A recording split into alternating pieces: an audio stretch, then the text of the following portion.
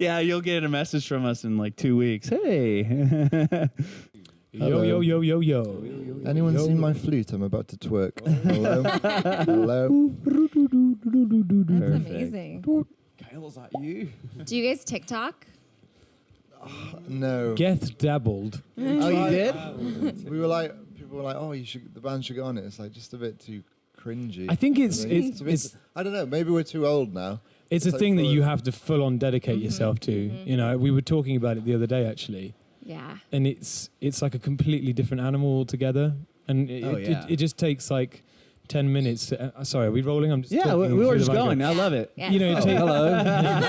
it takes 10 minutes to sort of go through it and realize like, okay, this is like a completely different world, you know. So Well, thank you guys again for doing this. Thank We're you. so excited. Pleasure to see you as always. Yes, I know. It's so cool to watch, when you came here originally, you played your first show in the stage, proper show, right? Was here in San Diego. absolutely. House of Blues. Yeah, House of Blues. Funny enough, someone did ask me a few days ago, you know, what's your favorite kind of venue? Really? And that, I know it sounds cheesy, and I've said it before, but sentimental value, I remember that being a real, sort of like turning point for the group in terms of like how we saw our trip to America and everything. Yeah. And I think we all enjoy the House of Blues like venues anyway, but the one here is particularly, I don't know, there's just, the room sounds great, the stage is like a great size, and it's small enough to see everyone, but it's big enough to feel epic. You know? Sure. I mean, they first originally had you guys at the Voodoo Room, which is like this small, like... Oh, we don't do portion. those size rooms. But it was like this small portion of the House of Blues. Yeah. And I'm like, what? They're going to put them in the Voodoo Room? And then that sold out in like minutes. So then that's why they had to move it to the bigger room. And that's still sold out. Yeah, So, I'm glad they did. mean, that's so cool. But I want to kind of go through everybody and see where you guys started in music. And did you guys you didn't all grow up together though, right? No, kind of different places around the UK. So for me, if you want to go really early, I want to go really You early. want to go really Back to your nappy era. Yeah. Well, my mum will always take credit for taking me to Music with Mummy, which she thinks was the formation. Bit of harmonica playing, you know how it goes. And then, No, we don't. No, we don't know how. Music with I tell you Mumsy. God, I need to find some footage of this. It was magical. Yes. Yeah. You got to send Can it. you elaborate on Music with Mummy? Well, from what I remember, I mean, I was really young, mate. It's basically, but it sounds like horrendous, really. It's a bunch of kids in a room with harmonicas and shakers and, I don't know, getting a flavour for it. Yeah. That's awesome. And, so, I mean, later than that, I think the first thing was recorder, as you do as a kid anyway. Oh, right. But my dad played guitar, and he would play these kind of Irish folk songs and a lot of Van Morrison and things like that. Oh, cool. So I would play along with my recorder, and that was the first time he was like, okay, kid's got an ear, because I just figured it out. Wow. And then went on to clarinet, because there was a girl in the year above me that played it, and I really fancied her. So that was the graduation from recorder, and then we got to about 12 or 13. I thought, you know what, I still didn't get the girl from the year above. So I thought maybe guitar will do it. Not that was my only motivation. But, Sounds like it. well, I don't know, you know. It's another string in the bow of being a musician. But no, I started a band with some friends at school at kind of 13. Okay. And we did like a talent competition. Actually, this is funny. It's going to go back to girls again. But I remember being with my parents at this talent show. And this girl came over and she was like, hey, I really loved your gig. It's like, I'd like to give you my number. And my parents are crying, laughing behind me, like being classic embarrassing parents. And I think probably, I'm not obviously loved playing the music and forming a band, but that was another moment when I was like, okay, all right. It's quite fun. Yeah. It worked better than the recorder. Nice. But started a school band, and this is in the days of MySpace. Okay. So we ended up, it was kind of a pop punky sound, which was when we were sort of 14, 15, and that's what was, I mean, it was really hitting in the UK. There was a touring scene for it. Oh, yeah. And our guitarist at the time, his dad had just retired. So he said, hey, look, I want to drive you guys. So he built a trailer, had like a people carrier, and it meant that when we were 16 years old, I kind of made fake email addresses as like management. Oh, like, wow. made it up and we'd book tours. We used to play up in Scotland, like 16 years old. And so we did the whole MySpace circuit, and I got a flavor of touring as like a young teenager. Wow. And then doing that, you're getting the full story here, but doing that led to meeting the manager that was looking after Luke and Adam at the time. Just from being on the UK music scene, really. And so that's how you linked up with Luke and Adam, was through that manager? That'll hand the baton nicely over. Yes. Yeah, it came to the point where people have different things in bands, going to uni and things like that when we got a bit older. Uh-huh. And I was ready for something new. And so, happened to meet this guy through everybody we met on the road, and then met the boys. Wow. Over to Jeff. I'll take it from here, Jeff. What's the story? Take us back. Or do you want to go with one of you boys, and then, because Geth... Oh, yeah, a little segue, you know. Really? Segue that into... I want to get taken back to the Welsh hills. Okay, all right. These rainy hills. Let's hear about the Welsh hills. Picture the scene. Little chubby baby wandering around fields of Wales. I was going to What field exactly? Aberystwyth, was it? Aberystwyth, Llanelli Brevi. Llanelli Brevi. Basically, I'm from a small little village in Wales. Raised in a pub, so we always had like the jukebox. Oh, wow. Loads of music going around. My parents were big country fans, so that would always be going on in the background. Country music? Yeah, just like Daniel O'Donnell and stuff like that. I think it was like, it's very cheesy kind of. It's not like cool Johnny Cash stuff. Right. So I was always like around in the pub kind of thing, just staying up late. There was always bands coming in and out. Oh, they would. Yeah, bands would play at the pub. Yeah, and then I don't really remember the first time I would have played an instrument. It was probably like a recorder, like Jeff. Oh, okay. Didn't go to any classes, unfortunately. Did you get any ladies? No ladies. No. The Welsh girls The Welsh weren't are harder into to crack. that. No. I started a band in school, basically. So my uncle was a drummer. Oh, okay. And he played in like a 50s band, like rock and roll. Mm. So he gave me his kit, and then my dad built me a little shed, like a soundproof shed. So I played in that for 2-3 years. Oh, wow. And all my friends in school would like Play they were also guitar. They were trying to play the drums as well. So it was kind of who can like be the best, pretty much. That's cool. Started a band. Never played a gig. Our bassist was like, it was a revolving door basically. So we couldn't find like a steady lineup. Yeah, there was no like legit kind of interest from anyone to play the bass. When is that ever possible? It should be known that I was playing guitar in my first band. I was going to say. Demoted when I joined. I love it. So we just did like a few covers, and then I went to college to do music tech. So I left school. I got a call back to go to school to do. There was like a musical, and none of the drummers were good enough apparently to play. Oh, so you played in a musical? Yeah, so it was like in the little orchestra pit. Wow. With everyone, yeah. So that was cool. That's cool that they had something new today. Yeah, that's cool that they had a live band for the musical. Is that so that pretty? was that was my first performance. Wow. Pretty much in front of anyone. So then I was like, oh, I'm actually, I can kind of do this. Yeah, you could play. So when I went back to college, I started a band called Werewolf. Check us out on MySpace. No. Please don't. I don't know what's on there. But again, we couldn't find a vocalist, so we had it was an indie band, because I was a bit of I loved Arctic Monkeys at the time. Okay. Mm-hmm. That kind of angle in the British music scene. Mm-hmm. And then we got our vocalist was like a hardcore vocalist. So he's screaming and yeah, stuff. so imagine cool intricate indie music, kind of math, but then with hardcore. I don't know why it didn't catch on. Honestly, don't know why. And then so that kind of. I went to university then, so that band just kind of. I think we did 2 gigs. I did 1 gig in Swansea, 1 gig in Cardiff, and then I went to uni. Where did you go? Is that in Wales also? Where did you go to? Okay. It's called Llanelli. Okay. Yeah. So my teacher was the old drummer for Catatonia. So that was cool. He'd like tell us stories on the road. That's crazy. So you got to hear kind of firsthand what was going on tours and stuff. I mean, he wasn't very, he was kind of grumpy about it all. He wasn't being like, yeah, this is the best job in the world. He was kind of like, oh yeah, I'm back teaching music in college. Oh, he's kind of bitter about it. I mean, he's a lovely guy. He's just a grumpy guy in general. But I went to uni, and then this is how I link in actually. So I was looking for a band there. There's a guy called Phil Clark. He wanted to be in a band with me. And he was kind of from like jazz kind of music, like the pop punk kind of thing. Yeah. Not really my thing. So I kind of pied him off at the start. And then maybe like a month later I got an email.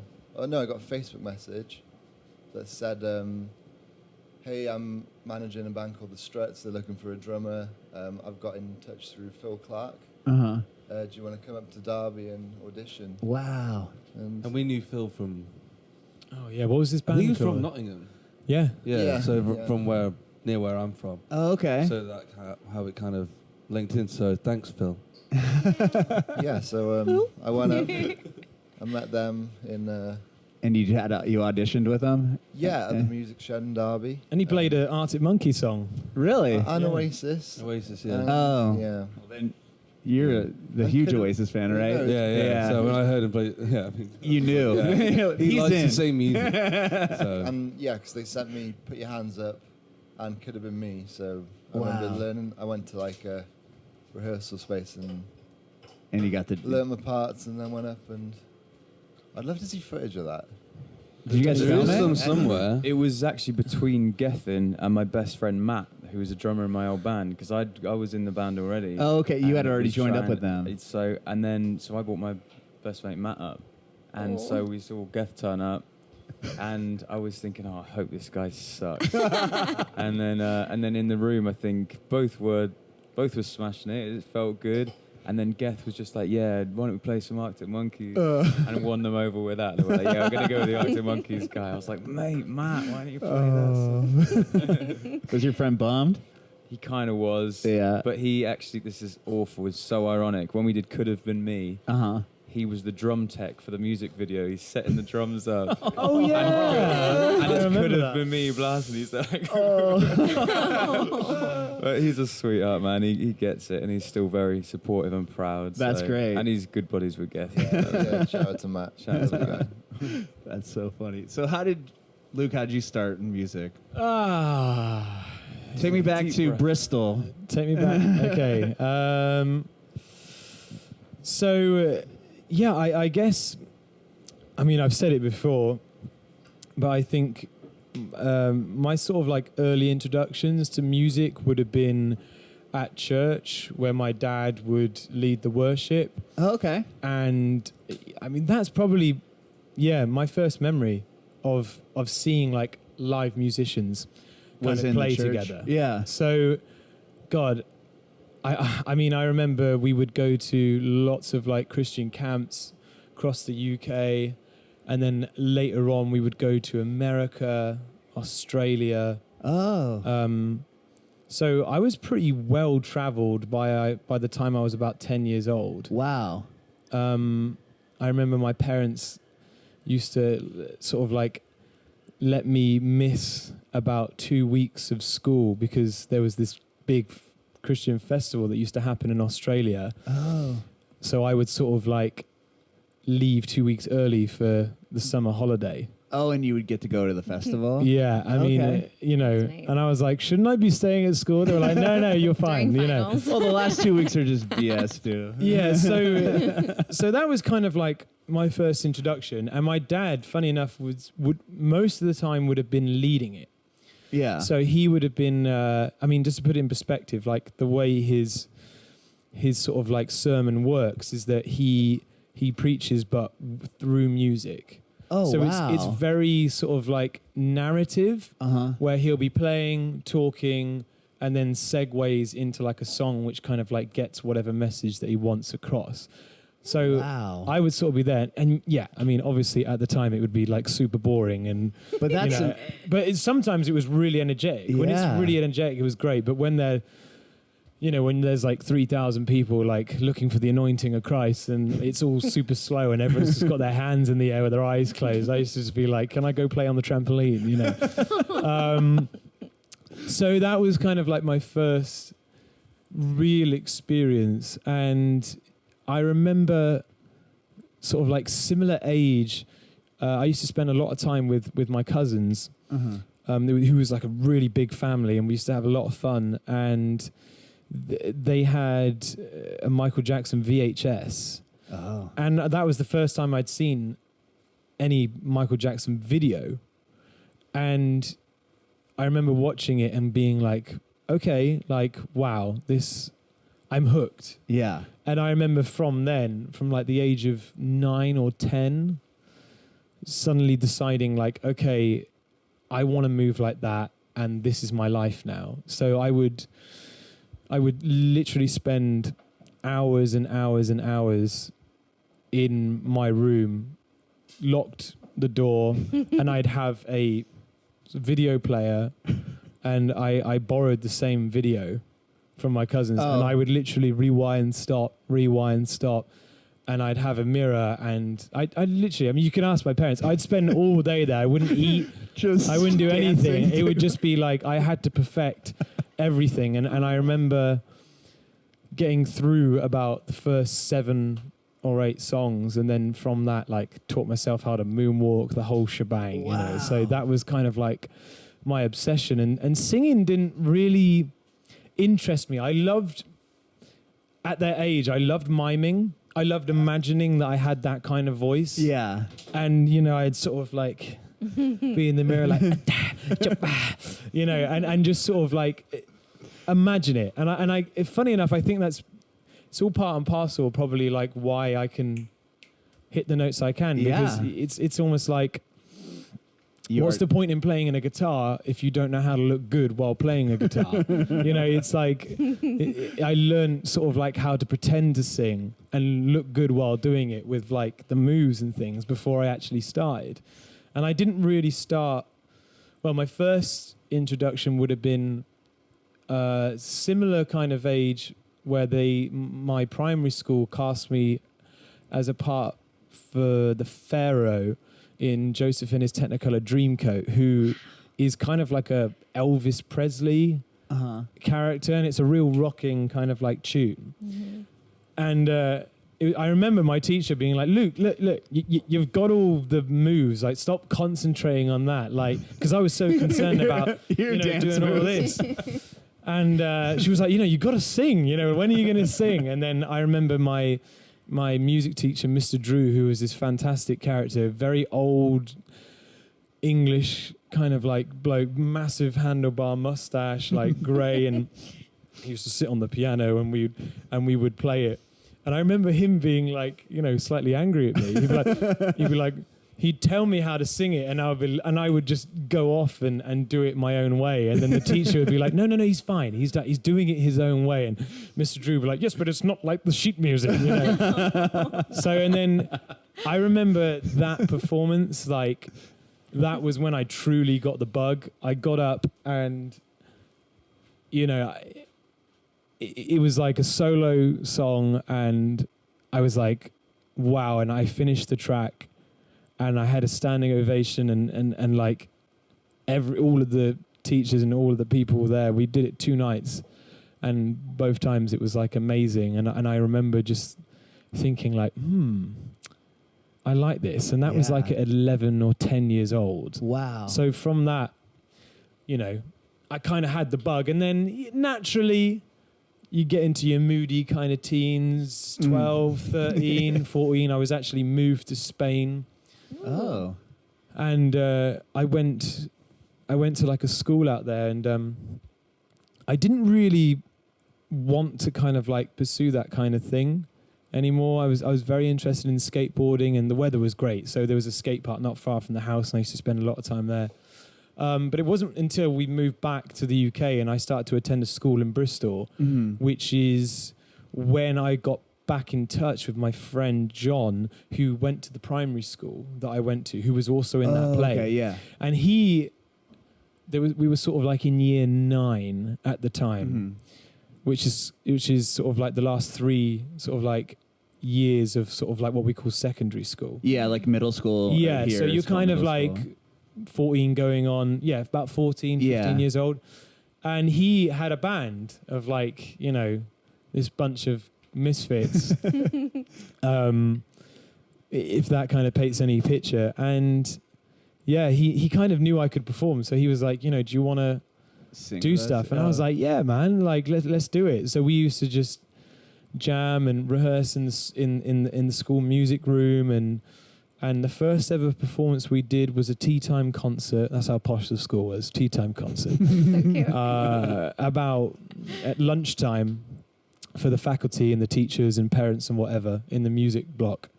And we did another one, Bites the Dust. That was the first one. I didn't have a microphone. It was sort of like unplugged. Oh, okay. And then that was it. Then on, I remember my drama teacher coming up to me and he was like, that was fucking great. Oh, that's awesome. And I was like, wow, okay. And then that kind of, you know, it all kind of led up to where I am now, because at the same time, all these bands were kind of emerging on the UK scene that had a very kind of like old school flavor. And it was at that time where, you know, the darkness came into my life. Okay. Queen then suddenly like came in, Led Zeppelin, AC/DC. So we were very much like all about like the rock and roll music aesthetic, injecting like super amounts of like our personal humor into it. And it was around about that time where I wrote Where Did She Go? And then that we had like, again, MySpace profile and all that kind of stuff. Yeah. And we used to like gig all up and down. And then my parents moved me away to down south to Torquay. Okay. So the band was then put under like a super amount of pressure, and I was attending college, doing performing arts, which was also great. And then it just kind of naturally like faded away. We all took a gap year to give it like one more chance. And I was working as a cleaner. And everyone sort of had these rubbish jobs, and we would sort of meet up and play. But it just kind of naturally kind of fell apart, really. And then that's when my soon-to-be manager at the time heard Where Did She Go on the MySpace profile. Okay. And this was with the other band? Yeah. Okay. So he then like messaged me, and he was like very inquisitive. He was like, you know, I just wanted to know, like, I've just noticed that your band split up. Really like your voice. Also, you know, what was the whole deal around this specific song? So I told him, I was like, yeah, I wrote it and took it to the guitar player, and he threw the chords together, and that was it. And he was like, oh, okay, cool. And then it was after, he was like, you know, is this something that you want to pursue? And I was like, you know what, like, I think it is. And it'd literally been 2 weeks since my band had split. Wow. Which is then when he introduced me to ads and told me about this guy he'd been keeping an eye on for quite a while. And then, I ended up going up to Derby and meeting ads. And that was the very kind of like first time we were kind of like introduced and sort of started putting these rough ideas together, really. So wow. Yeah. And the rest is history. Almost 10 years ago. Yeah. 10 years ago. He was managing you, Adam, or no? Managing me. It was like mentoring. When I was like 14, there was this band called McFly in the UK. And my band, was I 13? I can't remember. My first band, anyway, we were called The Raw. We'd recorded like this, I'd say album, but that's a probably grandiose term for it. It's like 7 songs. An EP. An EP, yeah. And we queued up outside like a record store in the UK to meet this band. Because we thought they put something out on the internet saying they were looking for young artists or musicians, whatever. So like, well, if we get to meet the band and give them the CD, then maybe they'll, you know, do something. So we queued up for like 6 hours or something ridiculous. Met the band, gave them the CD, and then one of the members of the band contacted us on MySpace and then said, I love the songs. And then from that, this manager just basically said, I like what you do. Do you write the songs? So I just wrote songs. I wrote the songs with my band. So I'd record these little demos on my computer and just keep sending them these songs. And then my band basically was breaking up. Everyone was going to uni. And the singer that we had, we tried to, I don't want to say kicked him out, but we kind of did. Yeah. And then I sang, because our old manager just used to say I had lead singer's disease because I wanted to be a lead singer. And I think I did to an extent. And then I did it and I was like, no. I'd watch videos back and I was like, oh, it's not great. And then like the whole being the frontman thing wasn't for me. So then I just said like, okay, well, do you know anyone? And it was just at that time when he found Luke. Oh, wow. And we lived about 4 hours away from each other, but we just go back and forth. Go back and forth. Yeah. So I remember the singer was technically still in the band when I met. No, he wasn't. Oh, is he just gone? Is he? Yeah, and he was so for like sweet. 6 months. He's packing up his stuff, and you walk in, you're like, oh, is this where I stand? So we changed the name from The Raw to Small Talk, and we played this gig in Derby, and Luke, we just met and started writing, so then Luke got up on stage and sang, I don't even know what song we played. I can't remember. But our old lead singer was there, bless him. And it was like, oh. Sorry, Chaz. Similar circumstance like when Gethin got in the band. Yeah, just yeah. But I mean, it's tough, but it's kind of the way that things happen. There's always one or two kind of like unlucky people who really show their true character and nature by the way that they deal with it. And I think everyone who we've known has always been really great and understanding. So we've been quite lucky in that respect. Yeah. So how did you kind of get into music then, Adam? Did you? Because we kind of skipped over that. Sorry. Yeah. So I grew up. My dad is quite a lot older than my mum. My dad's 72 now, so all the music he used to play was like the 60s. Okay. On the way to school, apart from Shania Twain, that was he loved a bit of Shania. Yeah. So on the way, my first like memory of music really is just going to school. My dad would take me, or my mum would take me, and it would be like the Beatles and mainly like John Lennon. My dad was really a big fan of, and then like just these other 60s bands like Hermit and the Hermits or something like that. Oh yeah, Hermit and the Hermits. Yeah, and like I can't remember, but you know all those kind of doo-woppy kind of 60s stuff. Yeah. And then my mum was like Spice Girls and Oasis in the kitchen. So, but I didn't really, when it's your parents' music, I didn't really get into it. So, my first real love was also Michael Jackson. Wow. And then with my friend James from school, we just had this obsession. And there was like a talent competition. It was a show in England called Stars in Their Eyes. And it basically, people go on TV and they go like, they'd go and impersonate Tonight, Matthew, I'm going to be...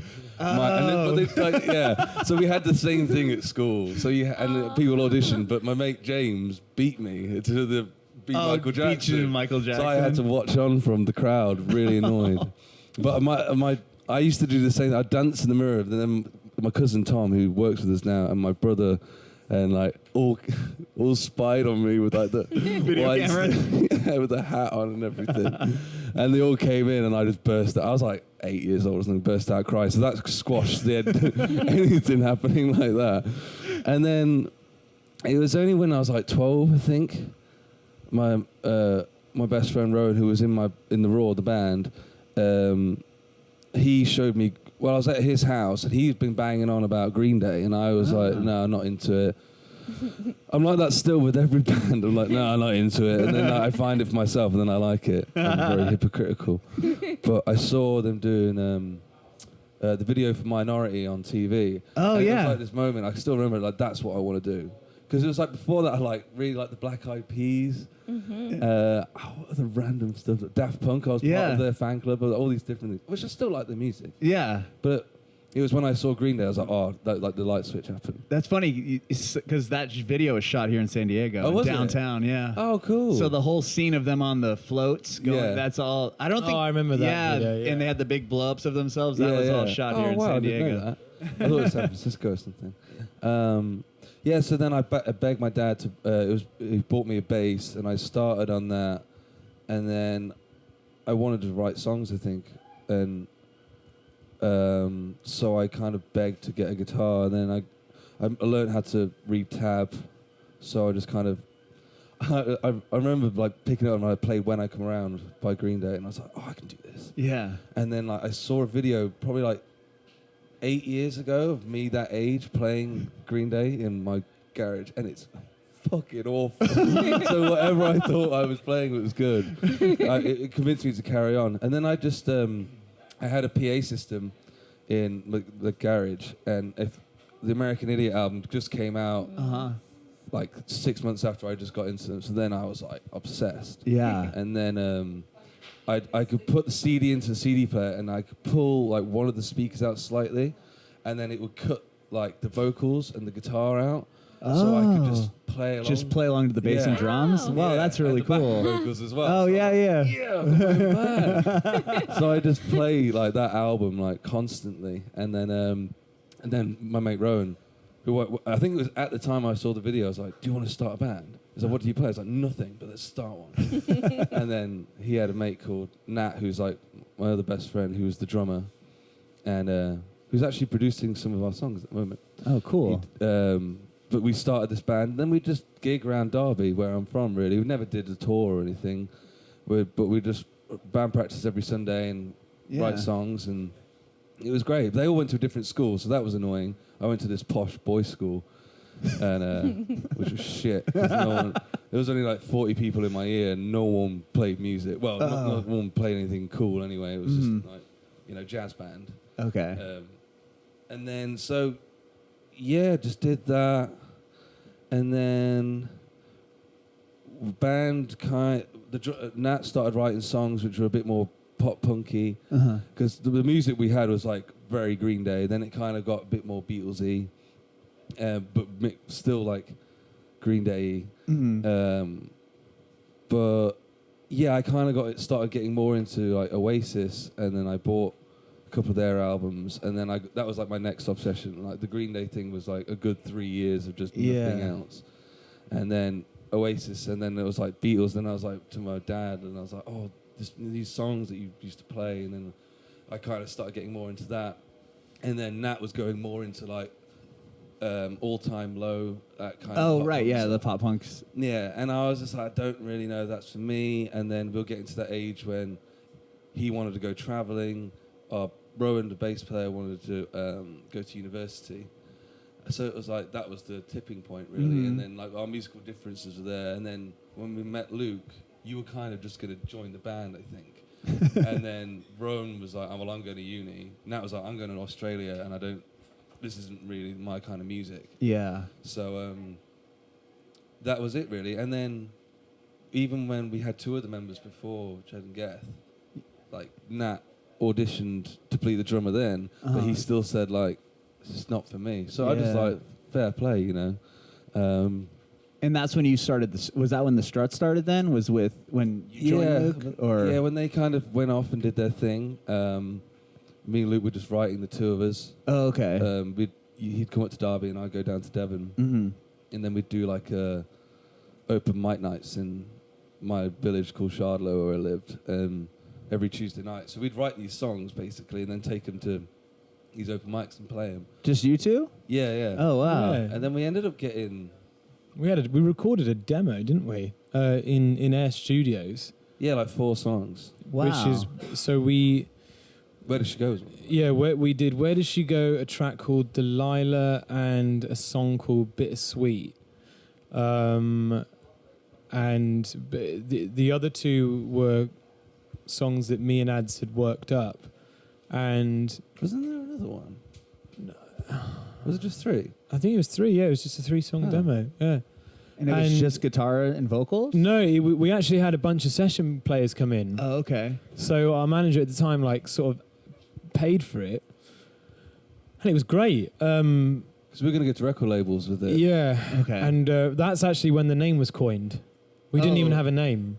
Oh, really? But we were rehearsing, and that's when the manager at the time was like, Luke, you strut around a lot. Yeah, so we had to like rehearse acoustically. The manager who put us together, or introduced us, he lived in a hotel in London. Oh man! Yeah, but That's nice. Royal Garden Hotel. He was American, but he was from LA. But he lived in the hotel like 6 months of the year, and so we'd go to his hotel room and we'd just practice on acoustic guitars for these, because he was going to take us to these record labels to play in their offices. So we'd just practice, and that's when he was like, "What about the Struts?" We were going to be called Baby Strange. Was there any other? There was a couple of which there is a band now called Baby Strange. That's awesome. Yeah, there was a couple of them. The Devon Bridge Society, that was another one that was knocking about, which is actually quite a funny name. Very now. Honestly, it was one of the band names are so hard. Yeah. So hard, and I think we really landed on our feet with that one, and hats off to Richard, Ricky Rashman, because it's a great name, and it wasn't taken, and he did a great job in securing it like all across the world, and it's a very important thing. Yes. Apart from now, when people think that you're the Strokes, that's something which is quite really funny. Yeah. Oh man. Uber drive. Oh yeah. What's the band called? Struts. Strokes? It was one of our first ever. We did some radio promo in Houston. I think it was one of our first ones we did in the States. This woman comes up. She's like, "My daughter's in school, but she loves you guys, has done for years." And she's like, "Please, could you sign this?" And it's a picture of the Strokes. Oh no. man. So we just very politely in English. You did? We were like, Yes, of course. do we tell Where would her? you like me to sign? To who? Oh, that is so funny. So that was our first flavour of that. We're like, shit, that's a bit close. Oh man, that's so funny. So once you guys all linked up, then what were the first shows you were playing? Well, it was like Adam said. There was a previous lineup that was sort of like in play for about a year or so, maybe 2 years. It was a year. It was about a year, and there was a lot of recording for the first album had sort of been done, and that kind of like happened where the other two left, and then it was really like it couldn't have been more than 4 weeks by the time we did the auditions, got Jed and Geth in, and then before we knew it, we were suddenly in the house together, and then we were practicing. I think we started doing a lot of good shows. First show was the Bell. The old Bell supporting was the guitarist from the Specials. Oh wow. So he, Gaz from the Music Shed sorted out, didn't he? He was like, so that was, that was. That was the first. That's where Gethin famously broke my Sony headphones. Deny this. Okay, maybe I'll accept the. Because I think he was. Why were you wearing them? Did you have a track? Yeah, I had like these big headphones on. Yeah. And, Well, we didn't have any headphones at the time, but I had these great ones. Great. You loved and them, then they didn't you? broke. I absolutely love them. I'm still holding it. I've never been 10 able years to record later. a demo which sounds the same ever since. I know it sounds what weird. to get him for birthday now. But no, you're right. That was the first one. And it was really funny because, and I don't know if anyone else felt this in the band, but there was a time for quite a while that in Derby, we were quite... We all lived in the house. We lived there. Oh, okay. But when we would play shows, like there was a lot of other musicians that used to sort of like, think of us as a bit of a joke. And there was a lot of shit that was getting like chatted like behind our back at times. And it was kind of frustrating. And I don't know whether it was like a combination of like the fact that when you would see us, you could see that there was blatant like potential. Yeah. And, like that we were four guys, like, fairly good looking and like super young and like kind of like enthusiastic and doing a type of music which was very different as well. So it was very bittersweet, like fast forward a couple of years on and playing places like Why Not Festival, which is like a festival that happens in Derby, and I think everyone started to kind of like go, oh, right then, yeah, okay. The thing is, Was it more of like a jealousy thing? Oh, of course, The absolutely. thing is, like, especially, I I don't want to say it's the whole of the UK, but like especially in Derby, it's like when anyone starts doing well, they're the first people to try and pull you down, basically. Like, and it's just like, it's just not nice. So like, one thing like I've noticed, like even in Nashville, I've got a couple of friends that are in bands and stuff, but like, it seems like people are like, yeah, you're doing great, like pushing us. Like Tyler Bryant's a friend of mine, but like, there's no like competition. It's like, you're doing well. You're supporting each other. Yeah. Go for good it. job, like, awesome. Yeah. And instead of like, you're doing this now. Like, why are you doing that? Or are you still in that band? And you're like, yes, I am. Yeah. It's quite weird. It is weird. I think, unfortunately, I just out of experience, I would have said it was more of like a Derby thing, just because of the lack of like music scene that was kind of like happening. Like I think everyone else can kind of agree with me, but when I was like in my old school band, we would play in Stokescroft in Bristol, and there was like this amazing like great scene of like these kids all getting together making bands, and the venues like they'd turn their heads at like people who were blatantly too young to go into the venues just to create a scene. And it's a very vibrant place and a lot of collaboration and all this kind of stuff. And it was a bit of a shock to sort of like go up to Derby and see, not only, it's not like there weren't musicians there. Yeah. But like Adam said, there was definitely like a sense of like, you're doing that. Oh, right. Like it was like when I had my band when I was 14, there was like every week, like you couldn't get a gig in this place because so many gigs. It's called the Vic. We played, and then it kind of just that died out, and then that ended up closing down. Then the other venues started closing down. So like the only places people would really meet was at these open mic nights, and it would just be almost like who can outdo each other. And it was like it was very competitive. And it was not in a good way. It was just like, you're not going to clap for them or something. They're just everyone's pulling each other down. Yeah, it's to not nice. It's similar still now, but there's nicer people now. So people are like the industry. It's not industry, but the scene's growing. Yeah. But there's like Tom, my cousin's girlfriend, like runs all these open mic nights there. Oh, okay. And like.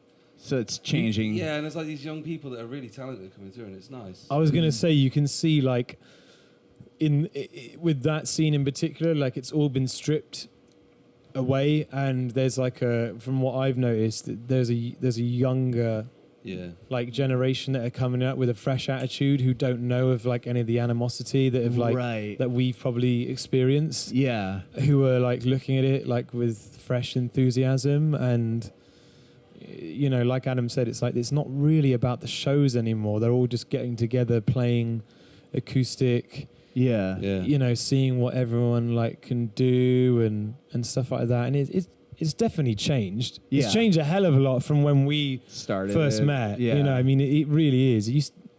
But for the best. That's good. Well, you guys got some pretty major success in the UK or in Europe and the UK before you even came to the United States. Weren't you playing with the Stones and stuff out there? Yeah, that's probably the best part. I wouldn't say there was a lot of success other than. Well, honestly, we toured a bit. Well, actually, the France stuff was good.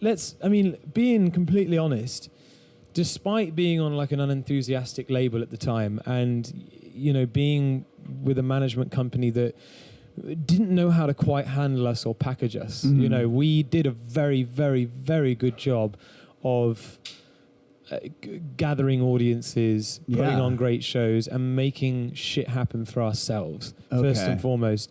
When we released the first version of Everybody Wants, that UK tour before going into France was actually pretty good, considering that the bands that were being played or mentioned in NME or Kerrang being played on Radio 1, we were doing like similar sized venues, and they were great sweaty shows. And we had a residency in London at this fantastic place called the Monarch, and they were really good nights. Queen of Hoxton and Shoreditch, and on paper you would look at it and say, well, why isn't this happening for this group at the moment? And it, for whatever reason, it just didn't. But yeah, you mentioned France. I mean, when that album came out, those songs, the singles, Kiss This, Could Have Been Me, etc., suddenly were being played in France. And then we were doing tours over there, which kind of like opened up the a whole other realm of experience. So it was great. Wow. And then how did you get the Stone show? Was that just being... Through France. Through France. Through France, yeah. So they were playing Paris, and I think it was Primal Scream was set to open up. Oh, wow. Who cancelled probably no more than 2 weeks before the show. Oh, and someone was obviously on a committee and had seen or heard about us and put us forward for the show. Yeah. And we got it. Wow. And the rest is history. The show itself wasn't the most inspiring, but it was a good weekend because we went from Isle of Wight. Yeah, so we got booked at Isle of Wight. Wow, that's a huge deal too. We did it was the second stage, but it was a really good slot. It's a fantastic show. We did 2 shows that weekend at Isle of Wight. Wow. Yeah, and that was probably like one of the biggest shows we'd done. Yeah. Apart from the France one. That performance with the Stones was the catalyst for making everything here happen. Really? Because at the time, we decided shortly after that weekend, we were going. We needed to change management. Oh. And it was just like, it just naturally felt like the course had run as far as it could go. And that show in particular was something which really got a lot of people interested in the band. Like, okay, if the Stones wanted them to open up for them, then they must have some sort of like substance to it. Sure. And from that kind of spread its way over here into the States. Yeah. And of course, when you hear about this young Brit band supporting the Stones, the songs are great. They've had no success in the UK.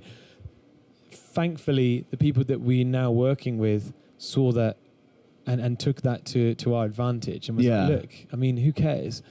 Let's take these songs which we still think to be great and play them. Funny enough, Could Have Been Me has been denied by UK radio like a number of times, and then we took it over here and it's like a number one hit. Yeah. It was huge, and then it just took off. So. I remember hearing that for the first time. Your Ben sent it over to me. Yes. And he was hanging out here. He was here in San Diego, and I heard it. I was like, whoa. I was just blown away, and we played it, and ever since then, it was just like... I remember getting a video from Ben. He was on with somebody who had a motorbike. That was the and it first had a time. radio on it, and it was... My voice. Your station playing Could Have Been Me. Yeah, it was my voice. I got to play you guys, and it was like, oh my God, it changed my life. Well, it changed ours, mate. Yeah. Thank you. It really did. 4 years. It was almost 4 years. 4 years ago that we did the... we came over. So. Yeah, it's been awesome watching you guys. Just like meeting you the first time when you came over here, and you've had so much success since then. I mean, opening up for the Foo Fighters and doing these Guns N' Roses tours. I mean, it's so cool. I'm so happy for you guys. It's been an incredible 4 years. Yes, it's and may it long continue. Yes.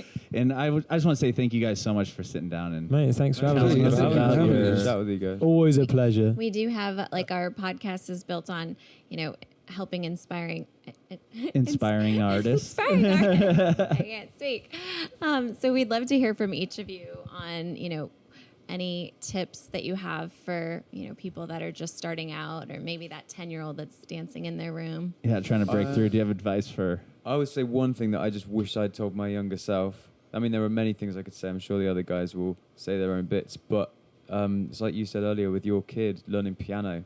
I only started learning piano at 27, and as soon as I did it, everything about music made more sense. Wow. So if you want to play your guitar, your bass, drums, regardless what it is, put all your passion and focus into that, but learn a little bit of piano as well, and everything will kind of come together. Makes sense there. Yeah, I love that. That's awesome. Thank you. I'd say just get some friends involved and just start a band, even if it doesn't sound good at the start.